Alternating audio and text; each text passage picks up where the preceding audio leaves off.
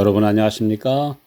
요한계시록 10분 강해 51번째 시간입니다.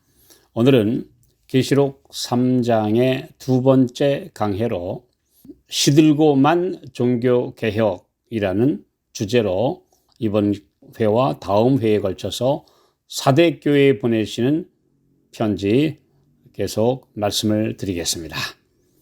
계시록 3장 1절 사대교회의 사자에게 편지하기를 하나님의 7 영과 7 별을 가진 이가 가라사대 내가 살았다 하는 이름은 가졌으나 죽은 자로다. 사대교회의 시대는 역사적으로 종교개혁의 횃불이 타오르기 시작한 1517년부터 교황권이 몰락한 1798년까지의 시대를 상징하고 있습니다.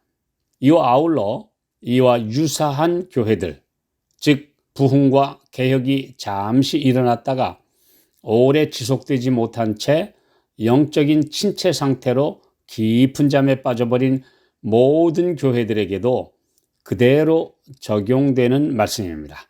독일의 카톨릭 신부이며 비텐베르그 대학의 교수로 그 교회의 담임이었던 마르틴 루터는 오랜 시간 말씀의 빛을 깨닫고 기도하며 번민하던 중에 1517년 신앙의 양심에 따라 도저히 참을 수 없도록 크게 의분을 불러일으키는 교황권의 극도로 타락한 행동에 드디어 분연히 일어서게 됩니다. 그 당시 로마의 성 베드로 대성당 건축 비용을 충당하기 위해 교황의 사인이 적힌 면죄부가 유럽 각국에서 판매되기 시작했습니다.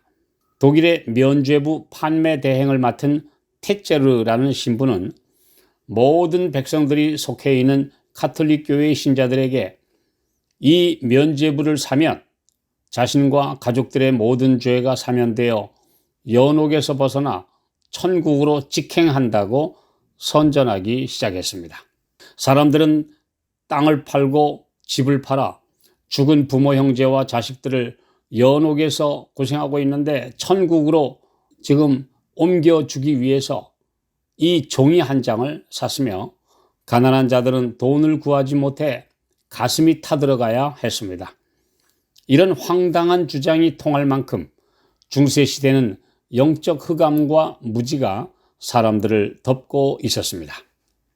루터는 성경에서 이 면죄부가 거짓이라는 것을 밝히는 95가지 이유를 증거하는 성경 말씀을 발췌하여 그의 비텐베르그 교회당 문에 게시하였고 이 말씀들은 들불처럼 유럽 전역을 휩쓸었습니다. 사람들은 이 말씀을 읽고 미신에서 깨어나 눈을 뜨기 시작했으며 교회의 개혁을 열렬히 지지하며 일어서기 시작했습니다. 사람들이 신부와 주교들의 거짓된 가르침에서 벗어나 하늘의 빛을 따르게 되었습니다.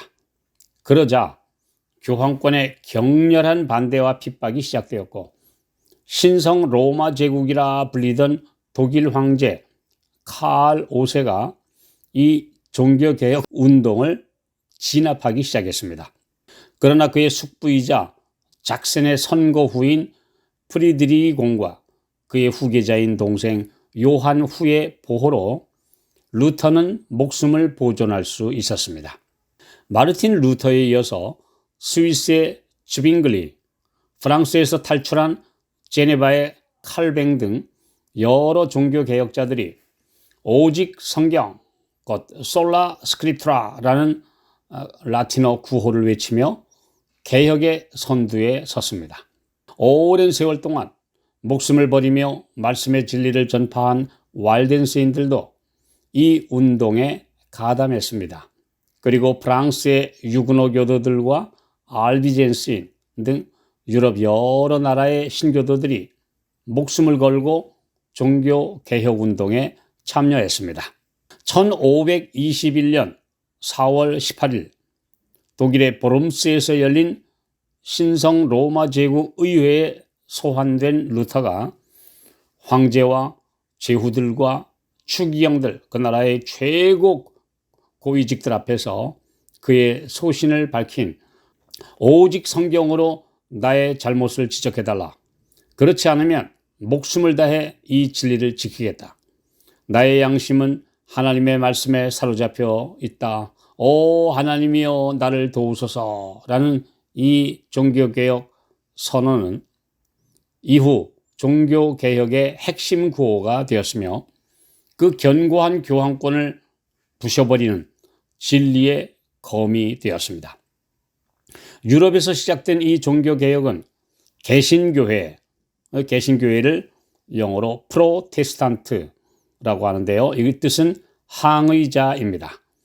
이 개신교회라는 이름을 얻으며 온 세계에 오직 믿음, 오직 성경이라는 캐치프레이즈로 널리 퍼지게 되었으며 반세기 만에 세상을 뒤흔드는 놀라운 결과를 얻었습니다. 그래서 지난 두 번째 천년기, 곧 1000년부터 2000년 사이에 가장 큰 세계사의 사건이 바로 이 종교개혁 사건입니다. 그러나 사탄은 가만히 있지 않았습니다. 가톨릭의 가장 충실한 수호자인 프랑스 왕 프란시스 1세와 캐서린 태후는 반종교개혁 운동을 일으켰습니다. 이그나티우스 로욜라 등이 주동이 되어 탄생한 제수잇, 즉 예수회 운동은 다시 가톨릭으로라는 기치를 걸고 개신교 파괴와 세계 선교를 맹렬하게 추진했습니다. 이들은 먼저 어린 세대의 교육을 통한 개신교 무력화와 가톨릭의 부흥을 목표로 각급 학교를 세우고 교육계를 장악했습니다. 이들로부터 사상의 세뇌 교육을 받은 2세와 3세들에게서는 프로테스탄트 정신이 점차 사라졌으며 가톨릭 교회와 교황을 절대 무류의 유일한 교회와 하나님의 대리자로 받들도록 영향을 받았습니다. 교육의 영향은 너무도 막강해서 그 후 세대를 가톨릭 사상으로 완전히 물들여 버렸습니다. 그리하여 타오르는 불처럼 빛나던 종교개혁은 반세기 만에 차츰 꺼지기 시작했고 드디어 시들어 버렸습니다. 그리고 영적인 활력을 잃어버린 개신교의 수많은 교회들은 형식화된 신앙으로 쇠락하게 되었습니다. 이런 서글픈 현실은 옛 이스라엘의 신앙이 그들의 자녀들에게 계승되지 못했던 실패의 역사가 유럽에서 다시 반복된 것입니다. 유다의 선한 왕들이 자녀 교육에 실패하여 그들의 후계자인 왕들이 악한 왕이 되어버리고 그래서 우상 숭배에 빠졌던 서글픈 역사에서 교훈을 배우지 못했기 때문입니다. 사사기 2장 10절 그 세대 사람도 다 그 열조에게로 돌아갔고 그 후에 일어난 다른 세대는 여호와를 알지 못하며 여호와께서 이스라엘을 위하여 행하신 일도 알지 못하였더라. 하나님께서는 자녀 교육의 절대 필요성을 이처럼 분명하게 말씀하셨음에도 개신교회들이 이 말씀에 순종하지 않았기 때문입니다. 신명기 6장 6절로 9절 오늘날 내가 네게 명하는 이 말씀을 너는 마음에 새기고 네 자녀에게 부지런히 가르치며 집에 앉았을 때이든지 길에 행할 때이든지 누웠을 때이든지 일어날 때이든지 이 말씀을 강론할 것이며 너는 또 그것을 네 손목에 매어 기호를 삼으며 내 미간에 붙여 표를 삼고 또 네 집 문설주와 바깥문에 기록할지니라. 그러나 하나님께서도 지고 계시지만은 않았습니다. 또다시 신실한 주의 사람들을 일으키셔서 이 개혁의 불씨를 다시 타오르도록 하셨습니다. 그들은 영국의 청교도들과 유럽 대륙의 모라비아인들로 이들을 지도한 웨슬레와 친센도르프 같은 후기 종교 개혁자들입니다. 이들이 바로 주님의 칭찬을 받은 적은 무리입니다. 사대교회의 실패가 신앙의 가정에서 반복되지 않도록 모든 부모들은 자녀들의 신앙교육을 위해 최선을 다해야 합니다. 신앙을 후세대에 전수하는 것은 가장 중요한 사명입니다. 어릴 적 받은 부모들의 모본과 교육은 평생 그들의 길잡이가 될 것입니다.